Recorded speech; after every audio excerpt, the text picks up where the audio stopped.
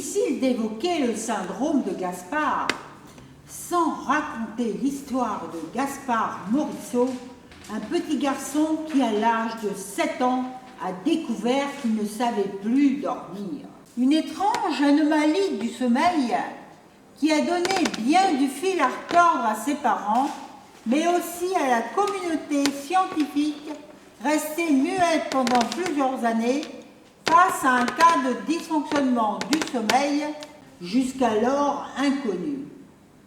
À travers différents témoignages des proches de Gaspard Morisseau, nous nous proposons de vous retracer l'étonnante aventure de ce petit garçon, âgé aujourd'hui de 11 ans, et qui a mis bien du temps à retrouver le sommeil. Gaspard venait de fêter ses 7 ans. Sabine Morisseau, mère de Gaspard. Il a commencé à se réveiller la nuit. Au début, nous avions cru à une insomnie passagère. Puis un matin, Gaspard devait partir à l'école et je constate qu'il est encore sous la douche. Je l'appelle, pas de réponse.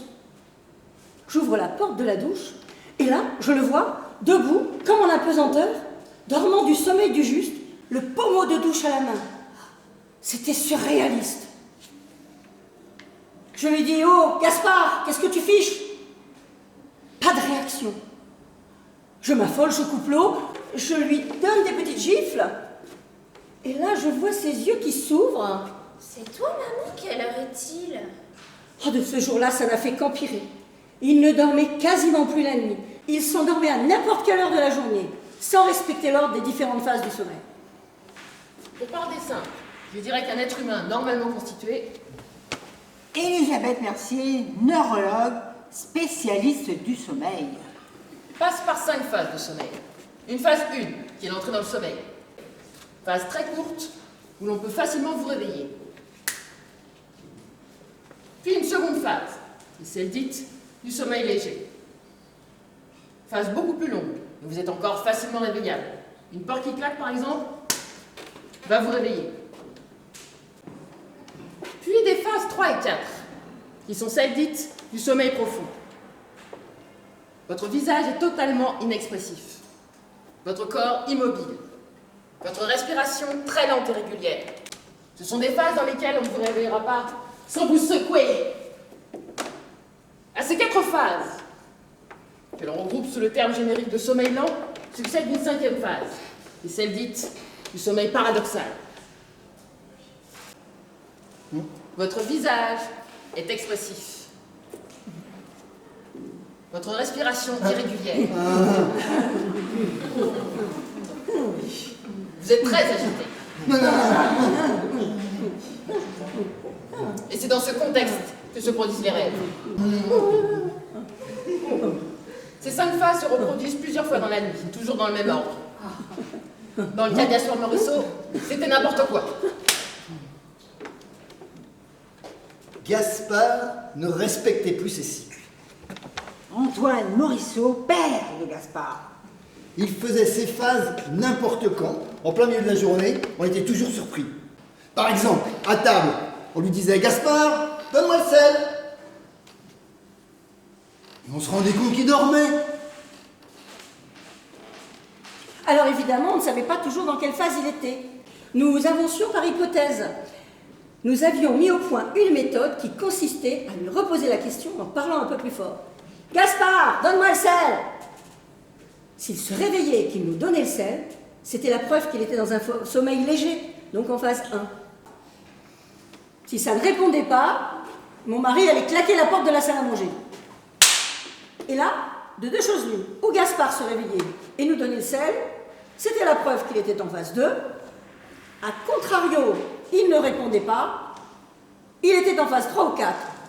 Et là, mon mari le secouait avec énergie. C'est-à-dire que pour moi, les choses ont toujours été assez simples. On ne dort pas à table. Aussi, je n'avais aucune espèce de scrupule à secouer Gaspard, même si je savais que les phases 3 et 4 sont les phases du sommeil où le corps se régénère. Mais pas à table! Je m'appelle Corinne Debleu et j'ai été l'institutrice de Gaspard Morisseau. Et je dois reconnaître qu'au début, ça a été assez difficile à gérer. Gaspard est un élève qui s'endormait en classe. Un élève qui pouvait faire un cauchemar d'une minute à l'autre. Il est arrivé que Gaspard se mette à hurler en classe. Alors qu'il était encore avec nous quelques minutes auparavant. C'était troublant. Alors bien sûr, comme je laissais Gaspard dormir en classe, alors que les enfants n'ont pas le droit de dormir en classe, ça posait des problèmes. Et certains de ses camarades voyaient ça comme un passe-droit. Nous avions vu de nombreux spécialistes qui avaient très bien diagnostiqué le handicap de Gaspard, mais qui étaient incapables de nous apporter la moindre solution. Et peu à peu, le corps médical baissant les bras, nous nous sommes demandé avec mon épouse si Gaspard se fichait pas tout simplement de nous. S'il n'avait pas monté de toutes pièces cette histoire uniquement pour échapper aux tâches ménagères. Gaspard s'endormait assez souvent quand il s'agissait de mettre la table, de ranger sa chambre, de débarrasser le lave-vaisselle, d'aller faire une course. Aussi, j'ai pris sur moi de le priver de dessert pendant une semaine. Ça n'a pas donné le résultat escompté. Un jour, je me suis dit pendant la classe, puisque Gaspard n'arrive pas à se mettre à notre rythme, essayons de nous mettre au sien. Et je me suis dit ça parce que j'ai pensé qu'on était en train d'isoler Gaspard. C'était une proposition de son institutrice. On a essayé de vivre au rythme de Gaspard pour rétablir un équilibre, une harmonie familiale qu'on sentait s'effriter. Et donc, quand Gaspard dormait, toute la classe dormait, ou plutôt faisait semblant de dormir. Et quand Gaspard se réveillait, on se remettait au travail. Ma femme m'appelait au bureau, elle me disait « Gaspard dort », j'étais censé me mettre à dormir. Alors bien sûr, certains élèves s'endormaient pour de bon, et dormaient encore quand Gaspard ne dormait plus. Donc, je les réveillais. Et comme je les sortais un peu brutalement du sommeil, ils avaient du mal à reprendre le cours. Honnêtement, à l'époque, c'était impossible. Ma situation au bureau, à l'époque, n'était pas des plus confortables. Je me voyais mal dire à mes collègues « Excusez-moi, je vais faire semblant de dormir. Ma femme vous appellera quand je dois me réveiller. » Au bout d'un mois, la directrice m'a convoquée et elle m'a fait comprendre que l'école n'était pas le lieu de ce genre d'expérimentation. On a reçu des coups de téléphone de parents. Ils voulaient bien comprendre le problème de Gaspard, mais ils ne comprenaient pas pourquoi leur enfant devait dormir en classe alors qu'il n'avait pas de problème de sommeil. Au final, on a été heureux de mettre fin à cette expérience. Nous ne dormions plus la nuit. Nous étions incapables de nous caler sur le rythme de Gaspard. Nous étions devenus de véritables loques. Je m'appelle Julie Morisseau. Je suis la sœur de Gaspard Morisseau. J'ai 7 ans et je suis convaincue que mon frère est un extraterrestre. L'idée est venue de Patrice Leup, mon chef de service. Antoine m'avait beaucoup parlé de Gaspard. Patrice Lum, collègue de travail d'Antoine Morisseau. J'ai un assez bon esprit de synthèse et je me suis rapidement forgé une opinion. À l'époque, Patrice Leup était très versé dans le paranormal. Il faut avouer que dans certaines situations, il est difficile de ne pas se raccrocher à l'espoir. Je suis parvenu sans trop de difficulté à faire comprendre à Antoine que son fils était un extraterrestre. Au début, je crois que ça a beaucoup aidé mon mari, cette histoire d'extraterrestre. Gaspard n'était pas anormal, il ne se moquait pas de lui, il était simplement un extraterrestre. Évidemment, au début, j'étais perplexe. Et puis, Patrice Leup m'a donné des arguments très convaincants, revus scientifiques à l'appui. Le sommeil est un composant essentiel de la santé. La privation de sommeil induit chez l'individu un certain nombre de troubles. La perte de mémoire, l'inattention, les troubles de croissance, la dépression nerveuse. Or, Gaspard était resté un bon élève, un enfant en pleine santé, sans autre symptôme que cette anomalie du sommeil. Puisque Gaspard ne réagissait pas comme un être humain, il était fort probable qu'il soit un extraterrestre. Il fallait en avoir le cœur net. Un soir, mon père a invité un copain se son travail à dîner. Julie Morisseau. On avait mangé et après on avait fait semblant d'aller se coucher. On est allé dans ma chambre avec mon père et son copain pour voir ce que faisait mon frère. Parce que généralement, mon frère ne dormait pas la nuit. Ou alors par petits bouts comme dans la journée. Et mon frère a regardé la télé. Et ça, déjà, mon père n'était pas content parce que mon frère a regardé la télé assez tard. Et à un moment, mon frère est sorti dans le jardin et on a regardé par la fenêtre de ma chambre et on a vu mon frère dans le jardin en train d'allumer une lampe de poche et il l'a dirigée vers le ciel. C'était super bizarre. Gaspard dirigeait sa lampe torche vers le ciel, il l'allumait, il l'éteignait. C'était un signal, il établissait le contact. Mon frère entrait en contact avec les extraterrestres, avec sa lampe qui était une lampe spéciale qu'on voyait depuis sa planète. Et ce petit jeu s'est poursuivi plusieurs soirs de suite, avec des variantes. Gaspard prenait le sac de la tondeuse à gazon, il se glissait dedans et il faisait des petits bonds dans le jardin. Il poussait des cris étranges, c'était comme un rituel. Et puis un soir, Gaspard s'est immobilisé. Il a tendu les bras vers le ciel, il était comme en transe. Et d'un coup, d'un seul, il s'est effondré sur le sol. On a été très impressionnés. Mon frère et son copain sont descendus dans le jardin. Gaspard était étendu dans l'herbe, inerte, et on s'est rendu compte qu'il dormait. Il fallait le faire parler, je lui ai demandé d'où il venait. Mon frère a répondu « Garmise ». Je lui ai demandé si c'était une planète. Alors mon frère a dit « Verton ». Et mon père a dit « Mais qui est Verton ?» Et mon frère a dit « C'est mon père ». Et tout d'un coup, j'étais Verton. Je me suis senti Verton, c'était comme une révélation. J'ai serré mon fils dans mes bras. Il s'est réveillé, il m'a dit « Papa, qu'est-ce que tu fais là ?» Antoine a répondu « Tout va bien mon fils, je suis Verton ». Gaspard a dit « Ah bon ?» et s'est endormi. De ce jour-là, l'attitude de mon mari a changé du tout au tout envers Gaspard. Par exemple, il a cessé de le secouer à table quand il dormait en phase 3 et 4. Je me suis dit, laissons faire, quelque chose est en train de se passer entre Gaspard et mon mari, ils se retrouvent.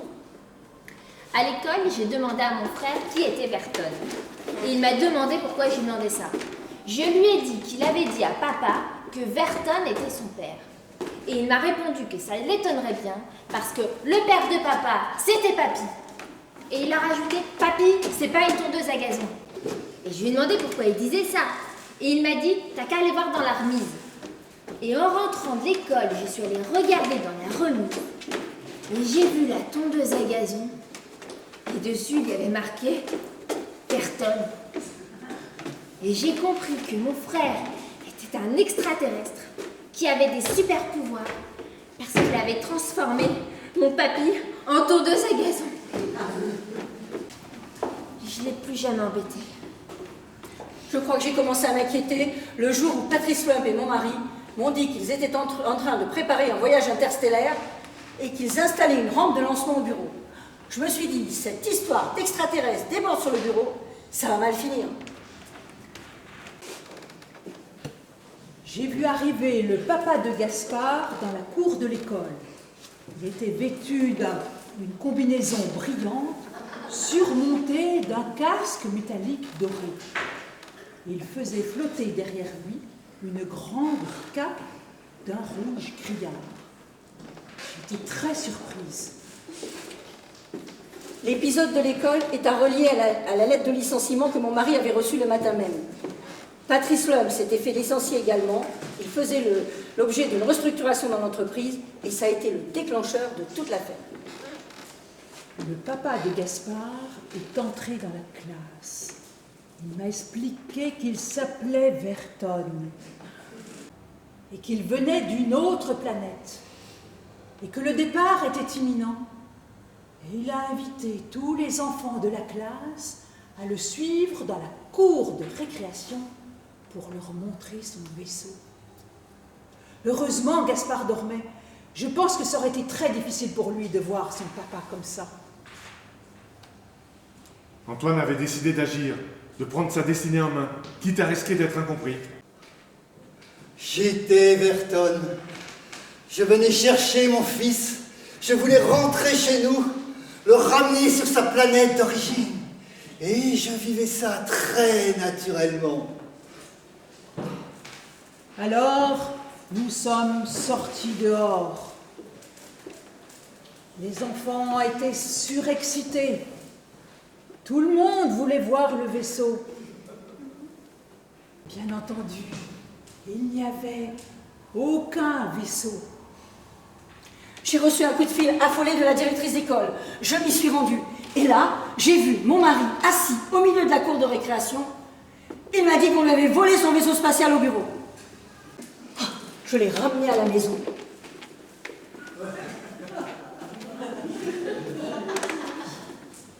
Il a dû prendre un peu de repos. Le papa de Gaspard avait fondu un plomb, il faut dire les choses comme elles sont.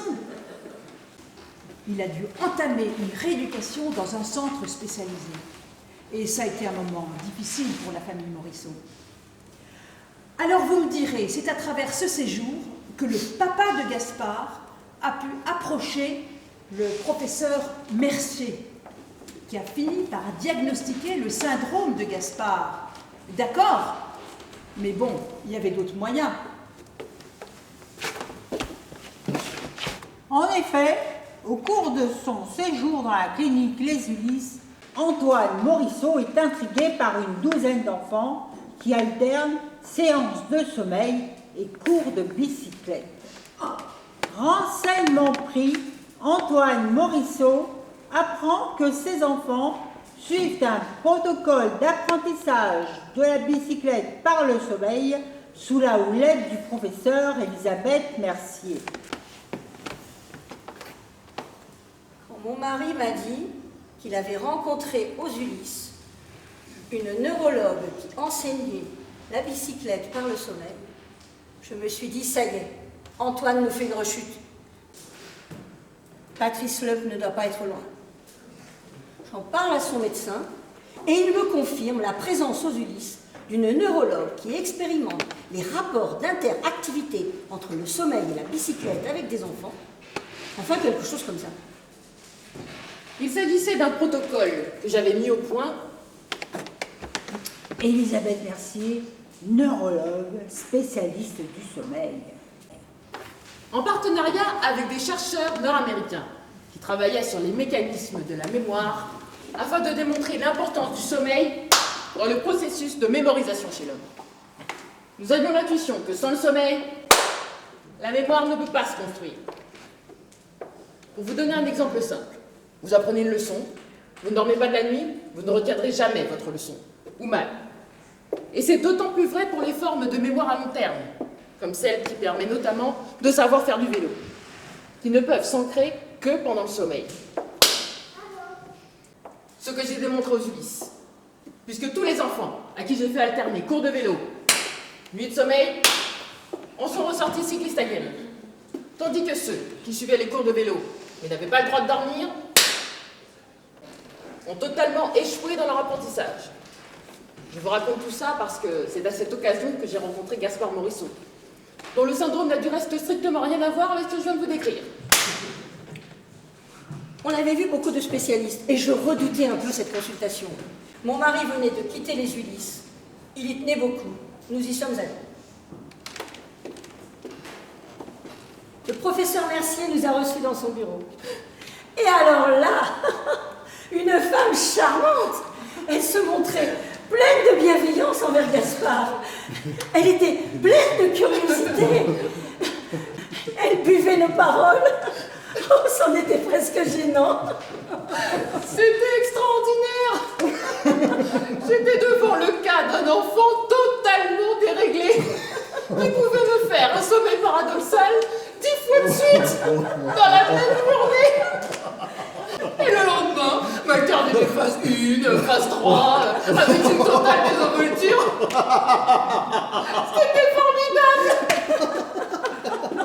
J'ai tout de suite proposé au parent Morisseau de me le confier et je leur ai offert de prendre en charge les frais de sa thérapie. Parce que je sentais que j'allais en tirer quelque chose d'important.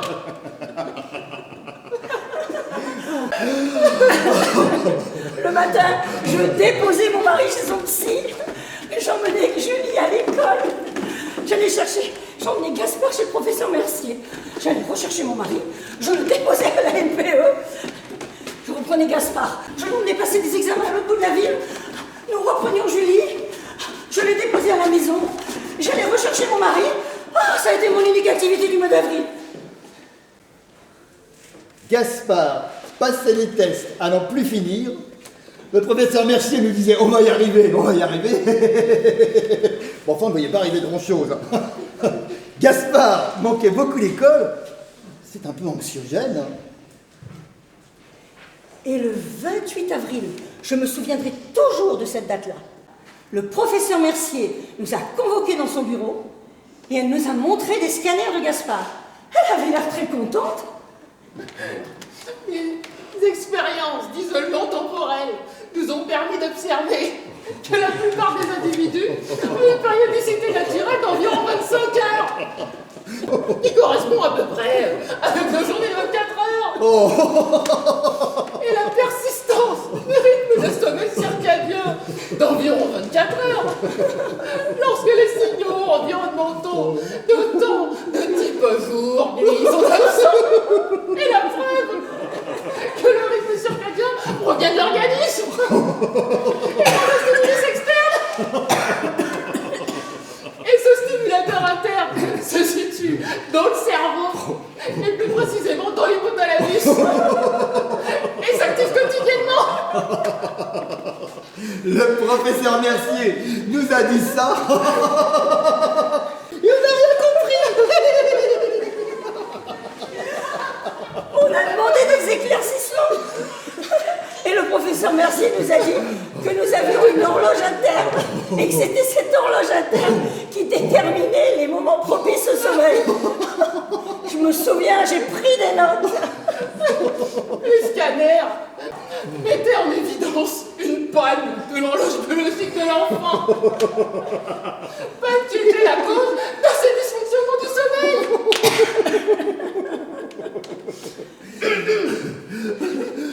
J'avais identifié le syndrome de Gaspard. Alors là, quand le professeur Mercier nous a dit qu'elle avait identifié le syndrome de Gaspard, ça a été comme une libération intérieure. C'était d'un coup 4 années de souffrance, de calvaire, qui trouvaient leur réponse. Je me souviens, il y a eu un grand silence. J'ai regardé mon mari. J'ai levé les yeux vers ma femme. J'ai senti l'émotion qui montait. J'ai vu des larmes poindre sur son visage. J'ai bredouillé. Antoine.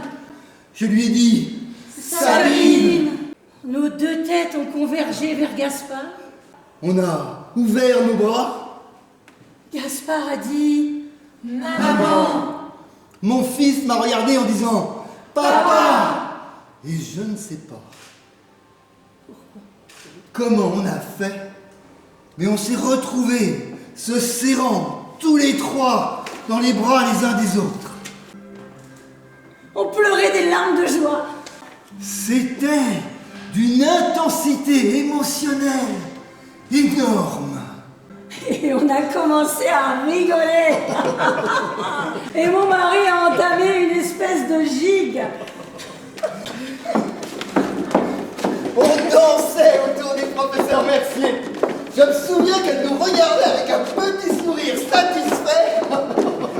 Oh, c'était féerique, un moment unique, quelque chose de magique. Mon mari hurlait « Remontons, remontons l'horloge de Gaspard !» On criait à tue-tête « Remontons, remontons, remontons !»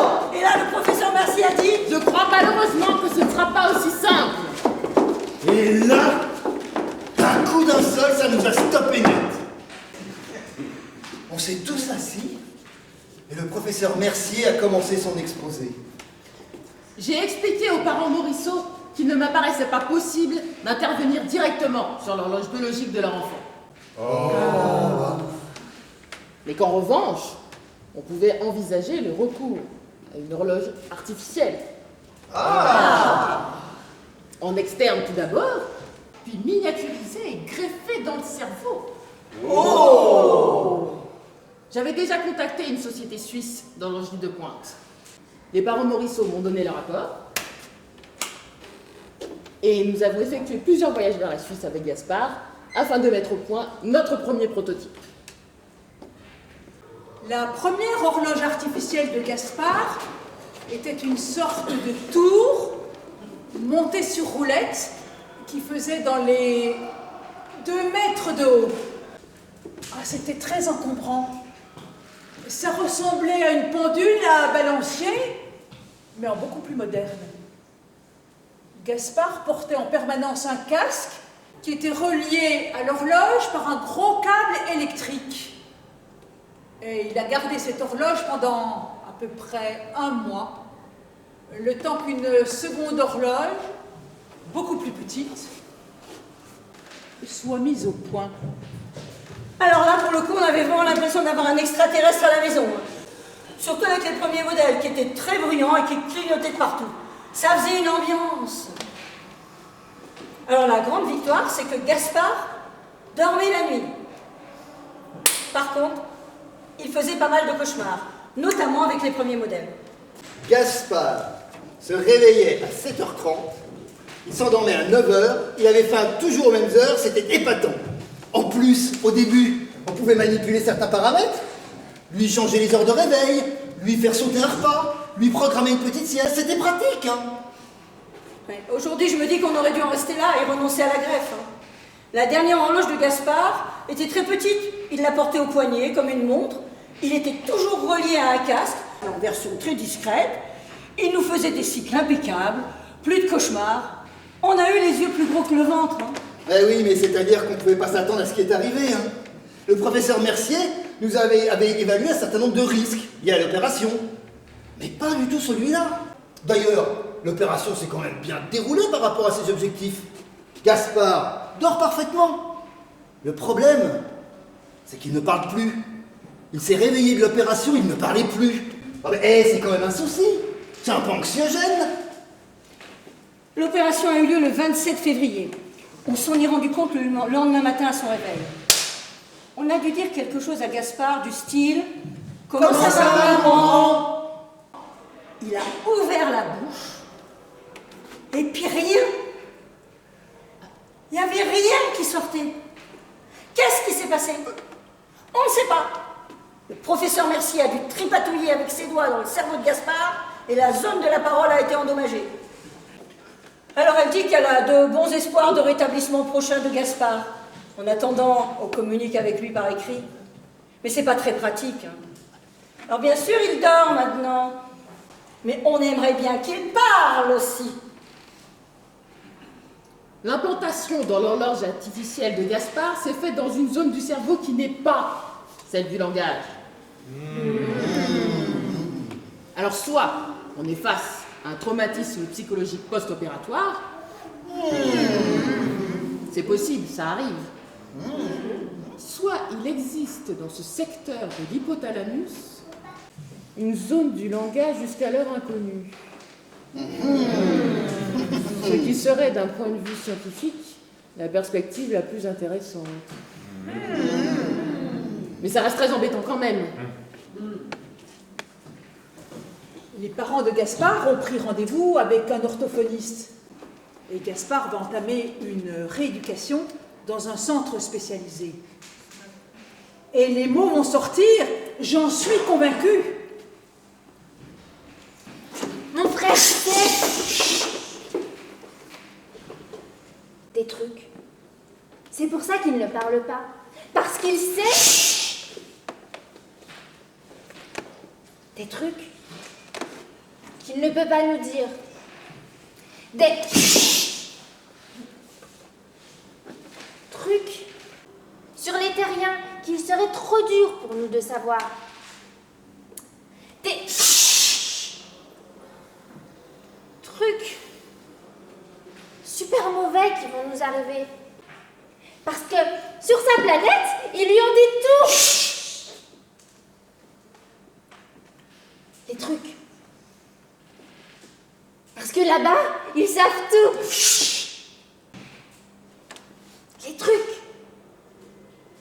sont super au courant.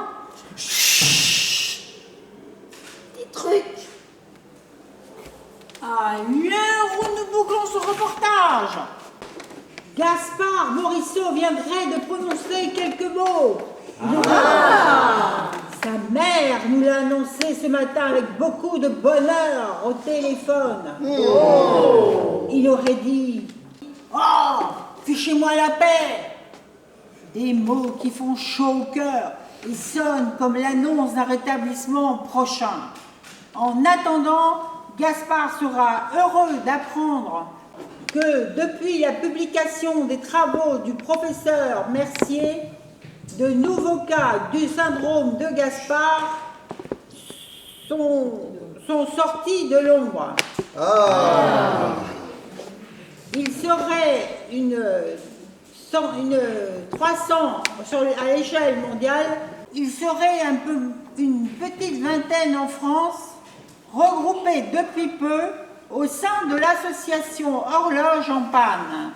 Association qui tente notamment d'obtenir de la sécurité sociale la prise en charge des frais d'installation d'une horloge biologique externe, développée et brevetée par le professeur Elisabeth Mercier. C'était le syndrome de Gaspard, un reportage de Claudine Succo pour Radio Blutch.